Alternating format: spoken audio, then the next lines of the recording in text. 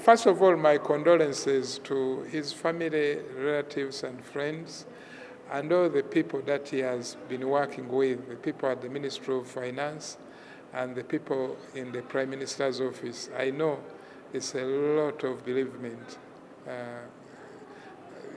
that this has caused all of us. Now, I knew Mr. Keith Muhakanizi very well. First, when I was chair of the Committee on Environment and Natural Resources here in Parliament, he was a member of the board of the Rural Electrification Agency. And we had a lot of challenges with the Rural Electrification Agency. Actually, at that time, Rural Electrification Agency was going through a lot of transformation. But Mr. Keith Muhakanizi was one of the people who was really dependable on this. He was very reliable, very reasonable, very rational at all times.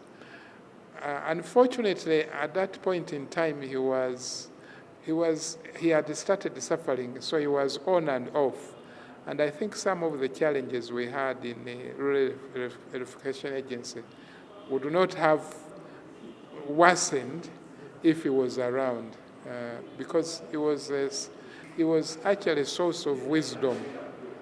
It would help to steer things along.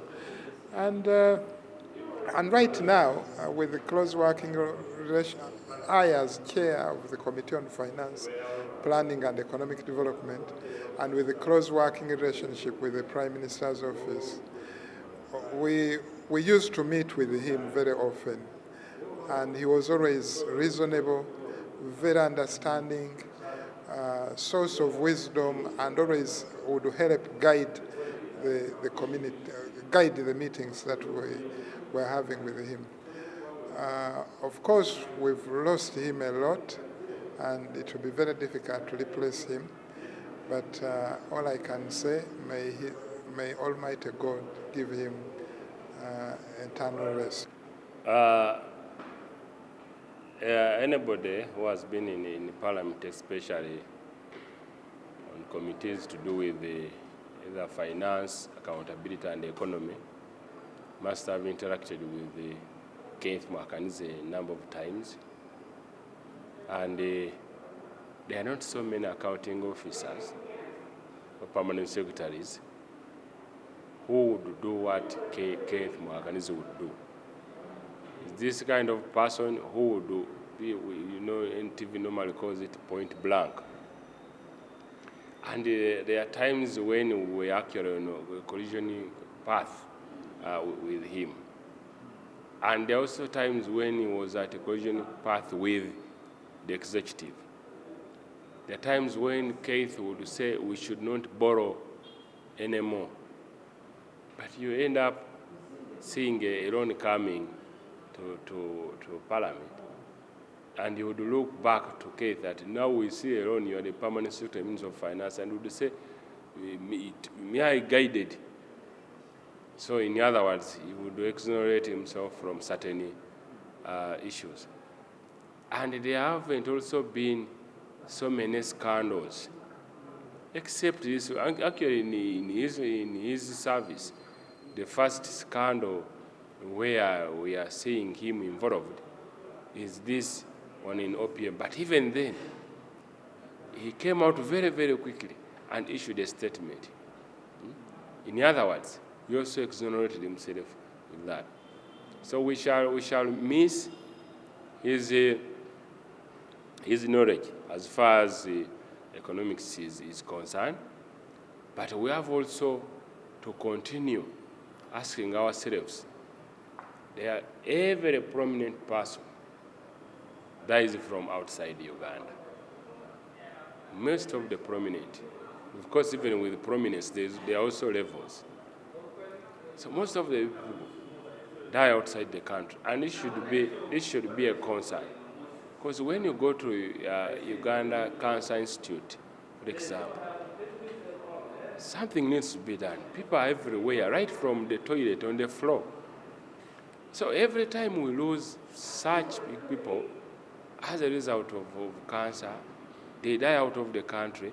We should ask ourselves that this we are able to know, but there are so many people, ordinary people, who actually we can't even know the cause of death, and yet it is cancer. So probably government should use this opportunity to drum up support for the Cancer Institute and the others, so that these people can be treated here, so that they are part of Uganda's journey to achieving the best service as far as the Cancer Institute is concerned. No, we have lost not the usual Ugandan. This is a special person of very high quality person, the high caliber. I never went to school together, but we grew up together. And at one time we shared a room together in Bugorobi. We have grown up together. Keith Muhakanizi is a special person, very brilliant, articulate, and dependable, reliable, and accessible. I don't think I can compare Muhakanizi with anybody here we have in this country, I can tell you, in terms of public servants. This is a man who has grown up. His father was a reverend, canon. Even the mother passed away, I remember. But he stood by the family with his two brothers and sisters. Case has been special. He has touched most of our lives. Some of us will not even possibly believe in, because he has touched us in a different way. Case has touched many lives of Ugandans. We shall miss him, because that's the whole journey like all of us will follow. But this country, we shall miss him. In terms of the economy, Uganda's economy. In terms of economy, of course, you know, with microeconomics, he was the best person we had. He's the person who made most of these reforms you see in this country, removing those tiresome road licenses. What he brought the economy to the right standards, and we are now proud of him. We shall remember him. He has left a legacy in terms of the economy.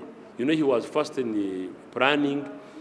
He was groomed by the late Museveni, together with another man, Damon Chitabire, those two young men. Even the late Joseph Okune in planning. Later they went to finance. These are young men who have grown, seen this economy from shambles to this level where we are proud of.